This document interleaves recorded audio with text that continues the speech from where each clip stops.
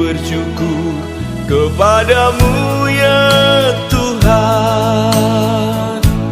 Ku memuji namamu ya Tuhan. Ku serahkan seluruh hidupku ini. Sobat yang berbahagia, jumpa lagi bersama saya Pendeta Dhani Titali dalam acara Covid 5. Kami haus akan firman Tuhan 5 menit saja. Tapi sebelumnya, mari kita satu di dalam doa. Kita berdoa. Terpuji Allah Bapa kami yang ada dalam kerajaan sorga. Terima kasih Tuhan. Ketika kami ada, semua karena Tuhan. Tak putus-putusnya tetap kami bersyukur. Tuhan sungguh luar biasa ketika kami ada dalam perjalanan kehidupan kami, memasuki perjalanan kehidupan bulan yang baru. Biarlah kami berkarya hanya di dalam nama Tuhan lewat kebenaran firman Tuhan, yakni Roh Kudus yang memampukan kami untuk kami berkarya sepanjang hari ini. Terpujilah Tuhan kita Yesus Kristus, firman yang hidup kami berdoa. Amin. Firman Tuhan terambil dari Kitab Kudus Perjanjian Baru. 1 Yohanes, pertama Yohanes pasal 3 ayatnya yang ke-1. Pertama Yohanes pasal 3 ayatnya yang ke-1.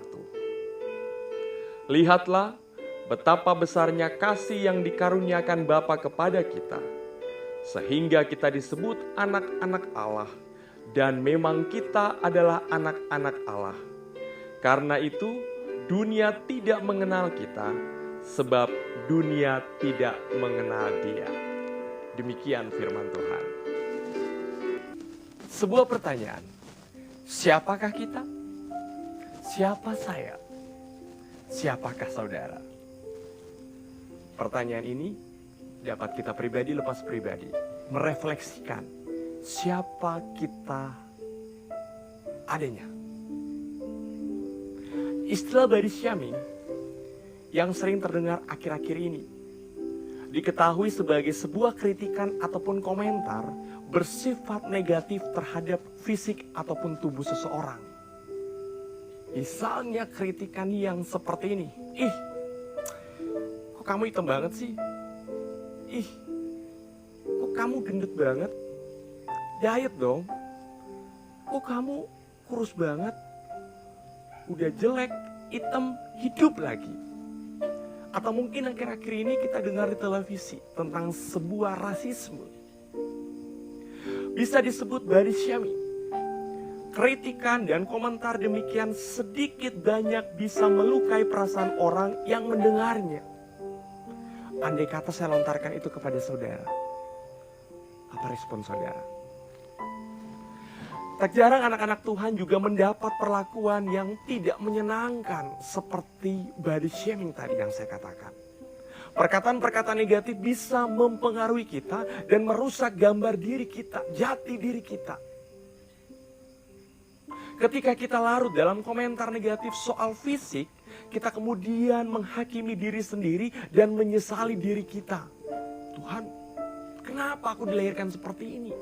Kenapa orang tua melahirkan aku seperti ini? Dan sebagainya. Sedikit demi sedikit, gambar diri kita rusak. Kita menjadi kehilangan rasa percaya diri. Bahkan bisa sampai depresi, stres. Karena merasa Tuhan tidak adil memberikan fisik yang jelek menurut orang-orang di sekitar kita. Sebagai anak-anak Tuhan, kita perlu menyadari betapa bahwa Tuhan sangat menghargai kita. Bahkan kita pun sangat berharga di mata Tuhan. Dia menciptakan kita. Dia menjadikan kita. Dia ciptakan kita serupa dan segambar dengan Dia. Hal ini menekankan bahwa bagaimanapun bentuk fisik kita, kita adalah gambaran Allah serupa dengan Dia. Terlebih lagi, sebagai orang percaya, kita telah beroleh kasih karunia sehingga kita disebut anak-anak Allah. Ingat, firman mengatakan bahwa dunia tidak mengenal kita karena memang dunia tidak mengenal Allah. Tapi seburuk-buruknya kita, sejelek-jeleknya kita, menurut ukuran manusia, kita berharga di mata Tuhan. Karena itu dengan menghayati bahwa kita adalah anak-anak Allah yang penuh dengan kasih karunia, maka kita tidak akan lagi terpengaruhi dengan segala komentar-komentar negatif yang ada di sekitar kita. Kasih karunia telah menyelamatkan kita dan membuat kita jauh lebih berharga dari apa yang kita bayangkan. Persekutuan yang diberkati Tuhan. Kita adalah apa yang Allah katakan tentang kita. Bukan apa yang dikatakan dunia katakan tentang kita. Saya ulang sekali lagi. Kita adalah apa yang Allah katakan tentang kita. Bukan apa yang dunia katakan tentang kita. Karena itu, salah satu, kita berharga di mata Tuhan. Karena kita punya akal pikiran. Kita punya otak.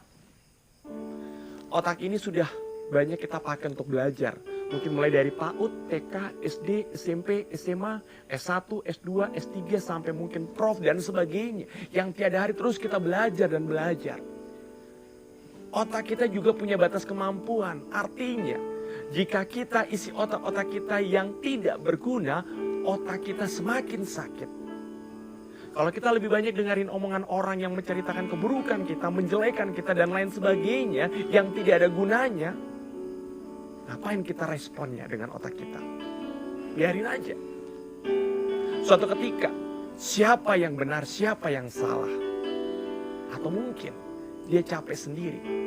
Kita nggak perlu dan nggak penting bagi kita untuk merespon hal-hal yang negatif. Atau yang menurut kita, ngapain mesti ngurusin orang-orang dengan perkataan demikian? Tapi demikianlah, pakailah otak kita untuk tetap berdiskusi yang baik dan penuh dengan positif, serta berguna untuk menjadi berkat. Karena itu, siapakah kita? Kita adalah orang-orang yang berharga di mata Tuhan.